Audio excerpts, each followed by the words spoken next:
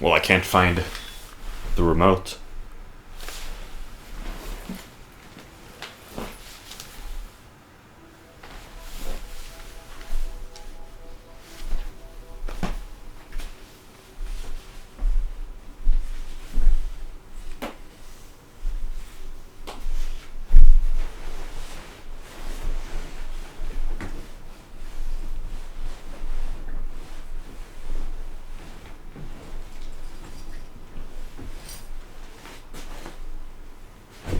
No, I can't find it.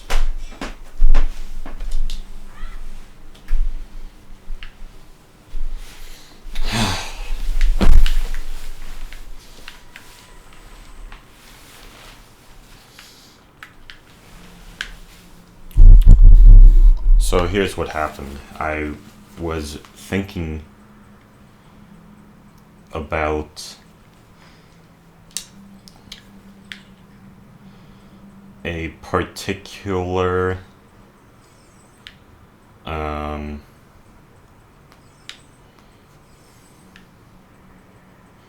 so you know The Adventures of Tintin?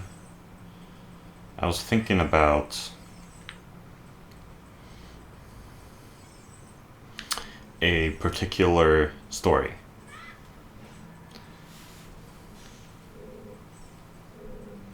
And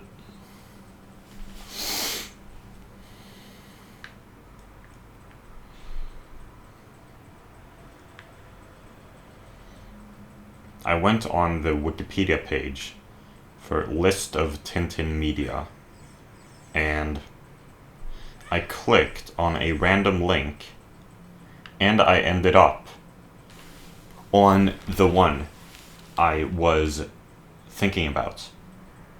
King Ottokar's Scepter was the one I was thinking about.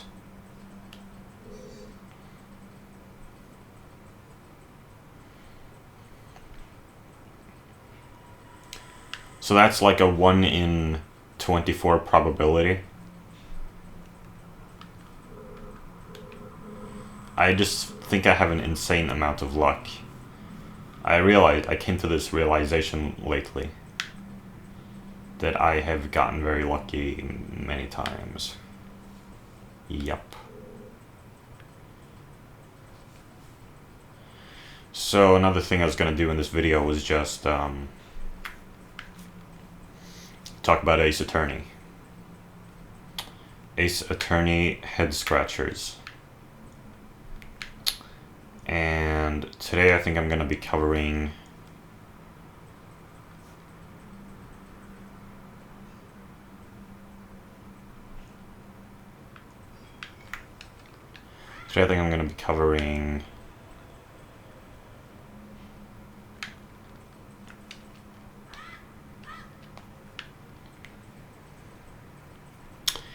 Case 2-4, Farewell My Turnabout. I think that's what it's called. Yeah. Quote, in Case 2-4, what was it with Adrian wanting to burn the suicide note from Celeste? She thought the note was real, so why would Adrian think she was bringing justice to her mentor by getting rid of the one thing Celeste tried to leave behind, unquote. Someone responds, quote, the note was a forgery created by Juan that he would use to ruin Matt for good. Adrian wanted to destroy it to stop Celeste's good person from being used anymore in their ugly rivalry, especially considering that their feud was what led Celeste to kill herself. Whether it was a real or fake didn't matter to her, unquote. Someone responds to this person saying, quote, that doesn't hold up. Remember that Adrian wanted to see Matt and Juan get what was coming to them. By showing the note, she would have brought them to justice. I might be wrong though, I really have to replay 2-4, unquote. Someone else responds, quote, I haven't played it in a while either, but I think that's wrong. If I recall correctly, Phoenix or Edgeworth argues that Adrian was not the recipient of the bear because the note was still in it and she would have burned it or something had she got her hands on it. In other words, the OP is probably right. She just wanted to Celeste to be remembered for who she was, not her role in Matt and Juan's twisted games. You could argue that that was wrong of her, but it's not that illogical, unquote. And now someone else has responded to the original poster here saying, quote, according to the discussion between Phoenix and Adrian at the detention center, Adrian came to the Gatewater Hotel merely to burn the note. However, that all changed when she came across the crime scene. When she realized what happened and that she could not find the bear, the idea of revenge crossed her mind and she framed Matt for the murder, unquote. So was it actually a forgery?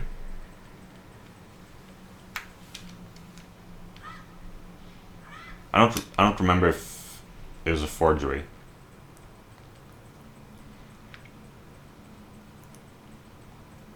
She did definitely want to burn it, though.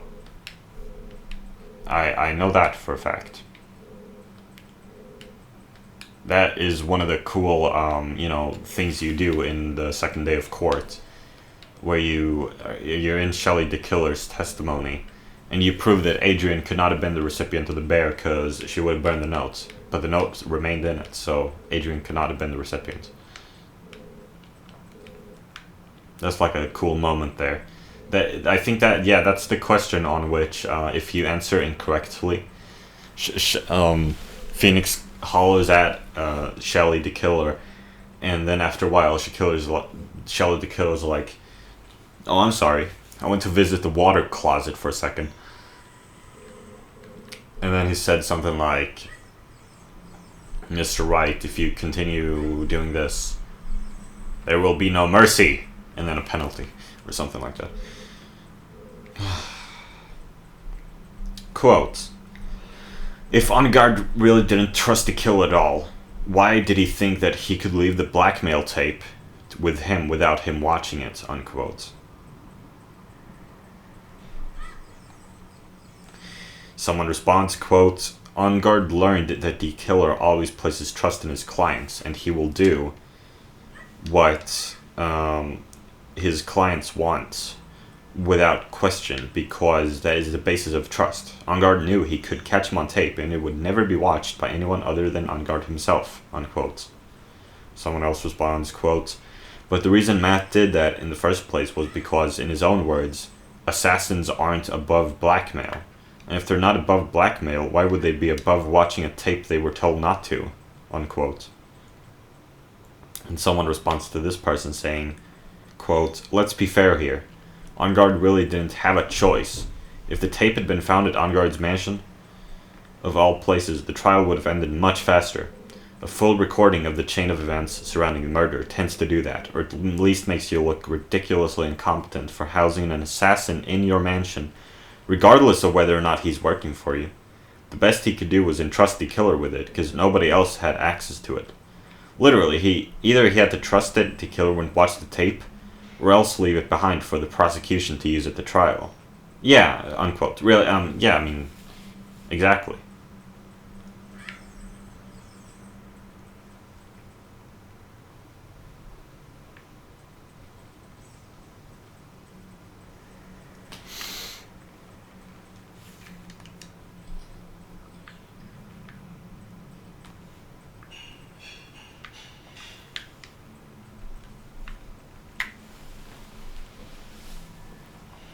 Quote, Angard would have been boned either way, even if he'd managed to get away scot-free at the trial.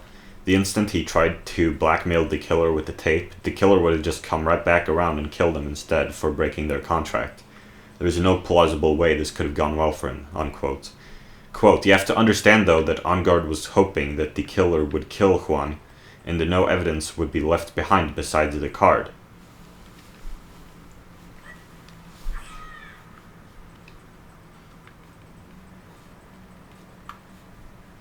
He had no idea that Adrian would come in, try to frame him, thus getting me accused and putting him on trial and into this mess. In other words, in his perfect world, he wouldn't even need to have hidden that tape, because there would be no trial to discover this evidence, and thus no reason to hide it, unquote. Quote, he still would have been screwed over even if there wasn't a trial. He was apparently planning on blackmailing the killer with the tape, which still would have gotten him killed for breaking the contract, unquote. Yeah, exactly. Quote, and if the killer targets Matt, the videotape with the killer's face recorded on it would become public. Matt would be a pretty bad blackmailer if he didn't have a way to make the tape public, even if the killer managed to kill him, unquote. Yeah, exactly. You do a scheduled upload to YouTube. Exactly. Quote, that said, law enforcement had been having an exceptionally difficult time trying to capture the killer and didn't seem to have much more luck even after Edgeworth met him face to face in prosecutor's path. Seems all Ungard really did was sign his own death warrant due to his lack of trust and faith. Unquote. Really? Wouldn't Ungard have been found guilty either way, though? No, because the only reason Matt got declared guilty was because Shelley the killer stopped cooperating with him. Right? Because of Ungard's disrespect of the killer. Plans of blackmail. So, really, yeah. If Ungard hadn't videotaped the crime and planned to blackmail the killer with it,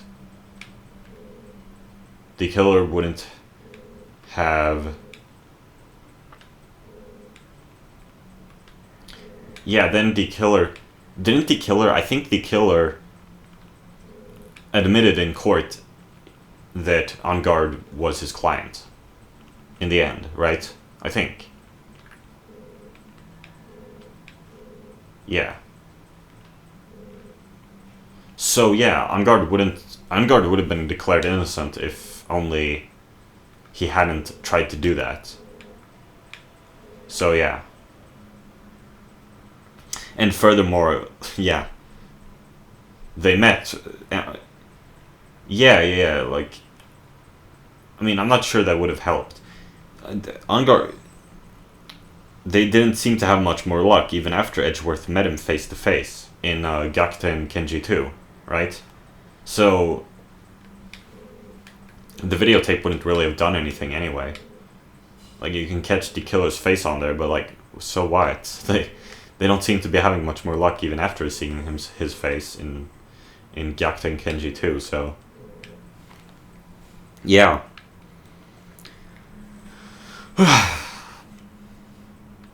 Okay. Quote, Shelley the killer knows enough about Adrian Andrews to finger her as a plausible client as opposed to someone really off the wall like Will Powers or Wendy Oldebag, but he doesn't know that she's female? Unquote. Quote, considering the fact that the killer fully expects Phoenix to play along, he's not worried about the minor details. When Phoenix doesn't play along, the killer points out that it's not exactly good for Maya, and Phoenix quickly backs up. In other words, the killer expected Phoenix to agree that Adrian Andrews was his client because it would get Matt Ungard off the hook and set Maya free. He doesn't expect Phoenix to play a different game entirely.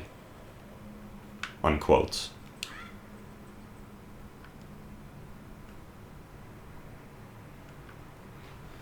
Quote, there's also the fact that he knows about the status of the trial, probably from local news.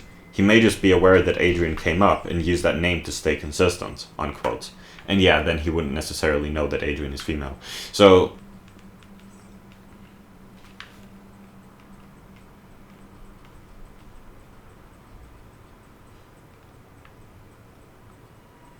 I don't know.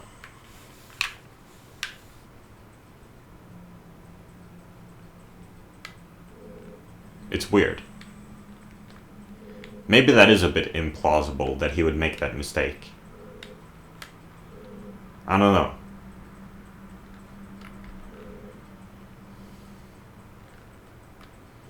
Or maybe he was in a hurry to try to, maybe he hadn't planned to, testify and say that someone else was his client, and so he just looked like, took a quick look at like the newspapers or whatever the status of the trial and saw Adrian Andrews and was like, and saw that Adrian Andrews was in hot water, perhaps, and it was just like, okay, Adrian Andrews was the one.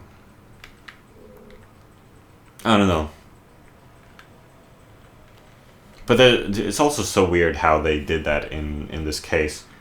How Phoenix was like... It's why I kind of don't even like this trial. It's kind of why I don't really even like this case. I mean, I do, but... It's just so weird how they try to... both, like, try to get Enguarde guilty and innocent at the same time. Pretty much they're trying to prolong the trial. But the thing is, prolonging the trial, was that even necessary in the end?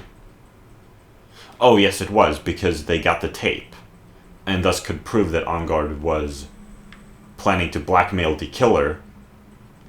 Yeah, because Franziska von Karma came with the tape. So that's... But they couldn't have known that, but, I mean, I guess they wanted more evidence to surface, they wanted to buy more time, so sure, I guess I'll buy it, but it's just weird.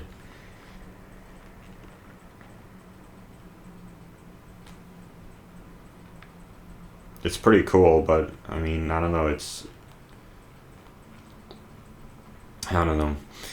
Quote, I always assumed that Matt happened to mention my manager, Adrian Andrews, in conversation or something. Unquote. Well, he also says, preferably the way it happened in this fanfiction, for a rule of funny. I don't know what the hell this fanfiction is about. Yeah, that makes sense. That makes sense. That's how the killer could have known about Adrian Andrews. Sure.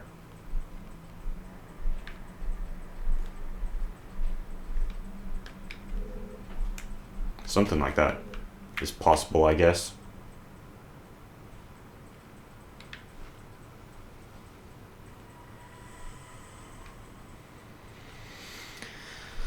Quote, something that bugged me about Case 2-4 is that the killer said when he delivered the bear puzzle to his client, they were wearing the Nickel Samurai costume, and the way you prove that the person in the costume couldn't have been Adrian is by presenting the bear puzzle or the suicide note, because Adrian knew how to solve the puzzle and would have taken the note out and burned it, but the note was still in the bear.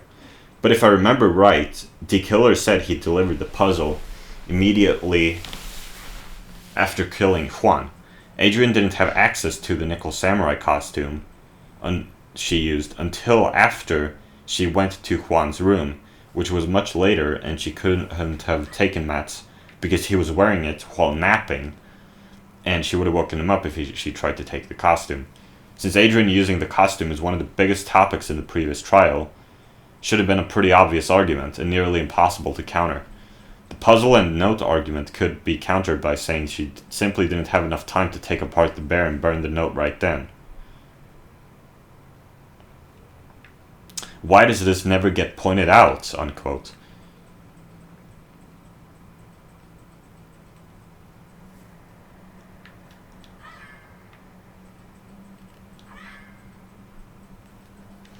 Quote, I noticed that one myself.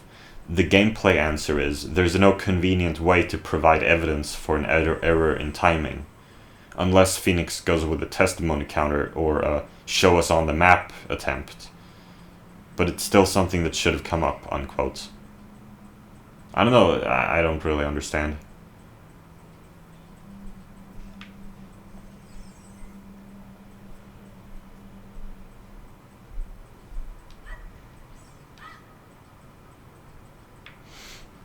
Quote, this is probably reaching a bit, but maybe Phoenix intentionally doesn't point it out because it would end the trial and get Maya killed, unquote.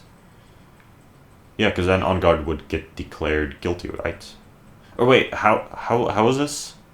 Wait a minute. But... Okay, so what were they trying to prove?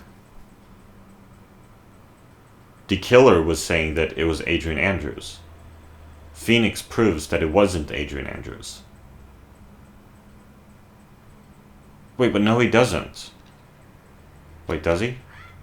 No he doesn't, but he does prove that But he couldn't because she didn't have access to the costume. So it couldn't have been Adrian Andrews, which means it must have been On Guard, which means On Guard gets declared guilty, which means Maya gets killed. So sure, if Phoenix was only providing that argument, expecting Edgeworth to counter it, to keep the trial going, then yeah, maybe. Sure.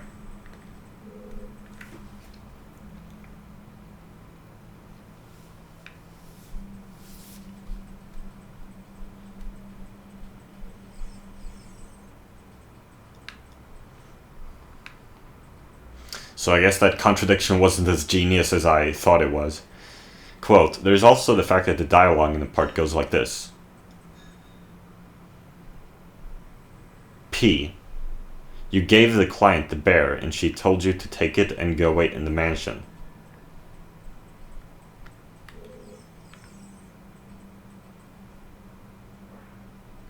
K. Yes, that's right.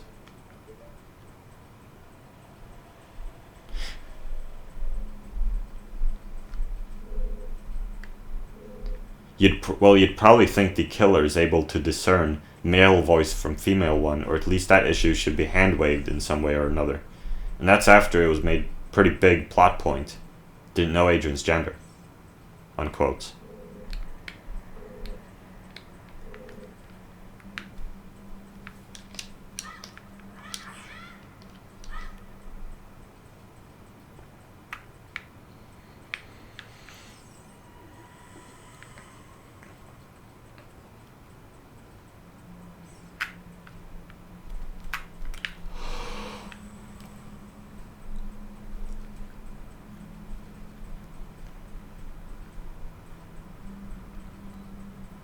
So what would that prove?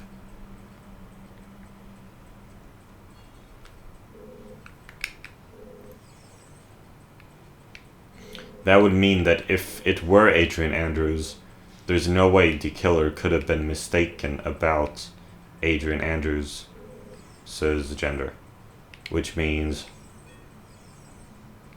what? Means the killer is... Well, clearly he was wrong already. Well, no, because then he was saying that he only met the client through email, I think. Yeah? Like, he didn't actually meet this client in person. I think that's what he was saying. Was that contradictory somehow? I don't remember. But yeah, that would prove that the killer... What would that prove? Well, if they had a conversation, then that point about email is totally ruined, pretty much.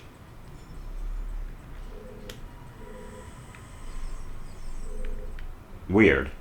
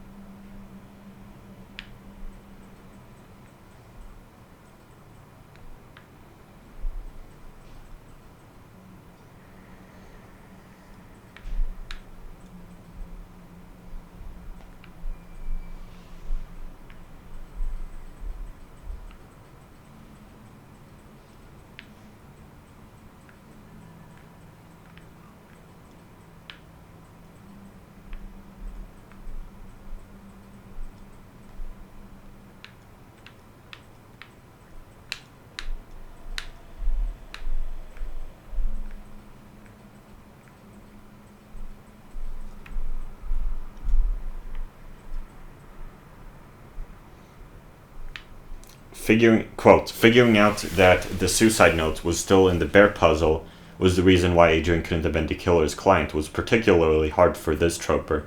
She kept thinking it was the fact that the killer said his client was wearing the Nickel Samurai costume and Adrian didn't have the costume until after she went to Juan's room and spent several minutes pondering why Lada's photo, the Nickel Samurai glossy, and the guitar case were making her lose points, unquote. Yeah, very sad. Very sad indeed. That is pretty broken. So that contradiction really wasn't at all as genius as I thought it was. Nope.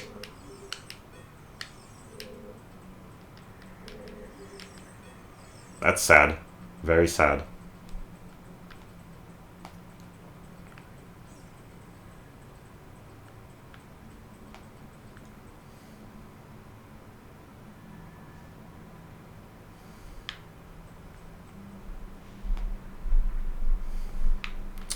So, farewell. Wait a minute. I think I have another point.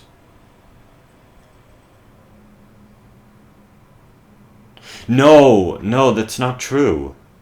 I can actually I can counter this claim. Actually, surprised that no one else has done it yet. I think I can prove this guy wrong. Okay, quote. 2 tangentially related points from 2-4. The first clue to the killer's location is courtesy of Shu the cat. However, how in the world is that connection made? It's not as though Shu is the only cat in the vicinity, after all. We see the killer twice before knowing who he is.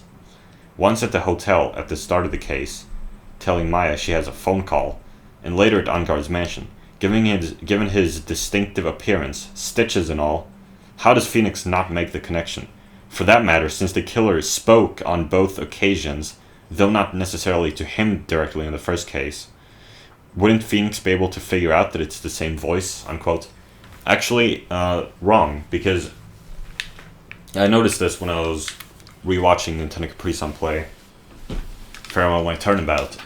The first time they meet the killer, the bleeps during dialogue in Ace Attorney, he has the high-pitched bleeps, and later he has the low-pitched bleeps. So, actually, what I hypothesize is that in the first case there, like in the first time they met him, he was putting on a fake voice.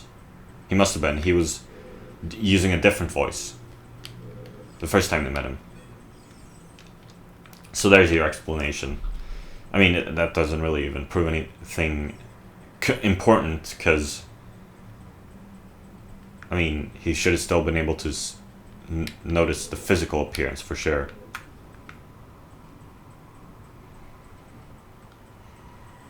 What is that smell? Wonder what's for dinner.